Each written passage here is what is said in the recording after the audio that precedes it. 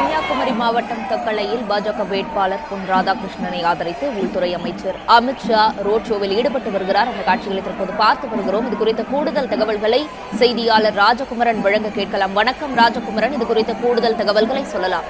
தேசிய ஜனநாயக கூட்டணியின் வேட்பாளர்களுக்கு ஆதரவாக இரண்டாவது நாளாக தன்னுடைய வாகன பேரணியை தொடங்கியிருக்கின்றார் மத்திய அமைச்சர் அமித்ஷா அவர்கள்.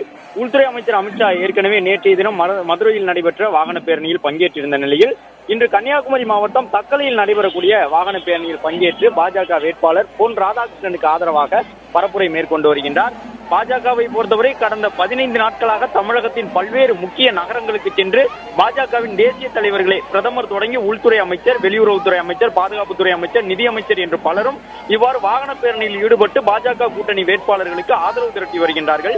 கன்னியாகுமரி மக்களவை தொகுதியில் பொன் ராதாகிருஷ்ணன் போட்டியில் இருக்கின்றார்.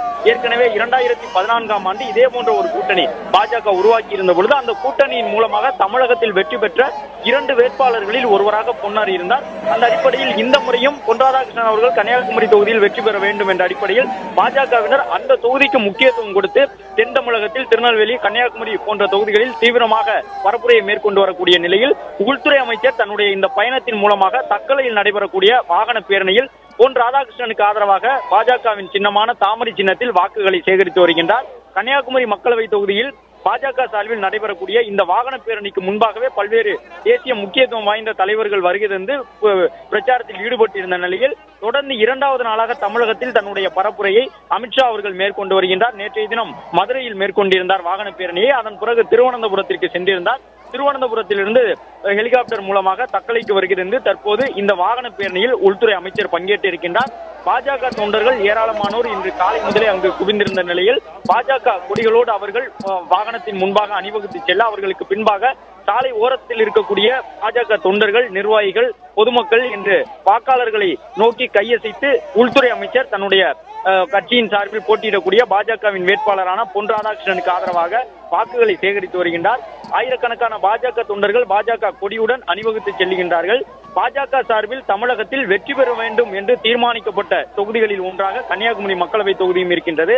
அதன் காரணமாகத்தான் புதுமுகங்களுக்கு வாய்ப்பளிக்காமல் ஏற்கனவே அந்த தொகுதியில் பரவலாக அறியப்பட்ட நபராக இருக்கும், கடந்த காலங்களில் மத்திய அமைச்சர் பதவி உள்ளிட்டவற்றையெல்லாம் வகித்திருக்கக்கூடிய பொன் ராதாகிருஷ்ணனை களத்தில் இறக்கி இருக்கின்றது பாஜக. இந்த நிலையில்தான் தன்னுடைய கரங்களில் தாமரை சின்னத்தை ஏந்தி சென்று அமித்ஷா அவர்கள் தாமரை சின்னத்தில் வாக்குகளை சேகரித்து வருகின்றார். கன்னியாகுமரி மாவட்டம் தக்கலையில் நடைபெறக்கூடிய இந்த பொதுக்கூட்டத்தின் மூலமாக, இந்த வாகன பேரணியின் மூலமாக பாஜகவிற்கு ஆதரவாக அவர் பரப்புரையை மேற்கொண்டிருக்கின்றார்.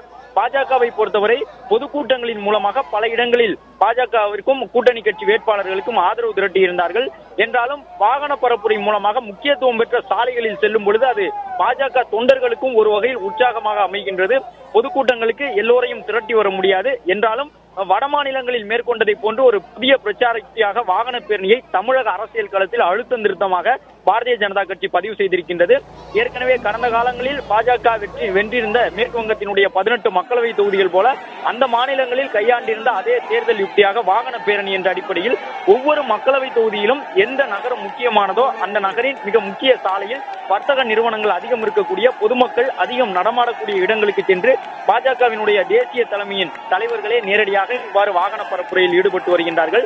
அதன்படி ரோட் ஷோ என்று சொல்லப்படக்கூடிய இந்த வாகன பேரணியில் மதுரையில் நடைபெற்ற பேரணியில் பங்கேற்றிருந்த மத்திய உள்துறை அமைச்சர் அமித்ஷா அவர்கள் தற்போது இந்த பேரணியிலும் பங்கேற்றிருக்கின்றார். தக்கலையில் போட்டியிடக்கூடிய கன்னியாகுமரியினுடைய வேட்பாளருக்கு ஆதரவாக இந்த பரப்புரையை மேற்கொண்டு வருகின்றார். இன்னும் சற்று நேரத்தில் அந்த வாகன பேரணி நிறைவடைய உள்ள நிலையில் பாஜக தொண்டர்கள் உற்சாக முழக்கத்தோடு அமித்ஷாவினுடைய வாகனத்திற்கு முன்பாக அணிவகுத்து சென்று பாரத் மாதா கி ஜெய் என்ற முழக்கத்தோடு அவர்கள் அந்த துண்டு பிரசுரங்கள் உள்ளிட்டவற்றையெல்லாம் வழங்கி பாஜகவிற்கு ஆதரவாக வாக்குகளை சேகரித்து வருகின்றார்கள். அமித்ஷா அவர்களை பொறுத்தவரை ஏற்கனவே கடந்த 3 மாதங்களில் பலமுறை தமிழகத்திற்கு வந்திருக்கின்றார். தமிழகத்தில் கூட்டணி தொடர்பாக பல்வேறு யூகங்களை வகுத்து கொடுத்தது அமித்ஷா அவர்கள் தான்.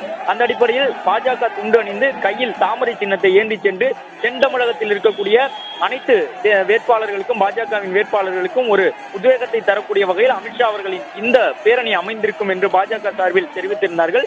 அதற்கேற்ப கன்னியாகுமரி தொகுதியில் நடைபெறக்கூடிய வாகன பேரணியில் உள்துறை அமைச்சர் அவர்கள் பங்கேற்றிருக்கின்றார்கள். பாஜகவிற்கு ஆதரவாக வாகன பேரணியில் ஈடுபட்டு தாமரை சின்னத்திற்கு அவர் வாக்குகளை சேகரித்து வருகின்றார்.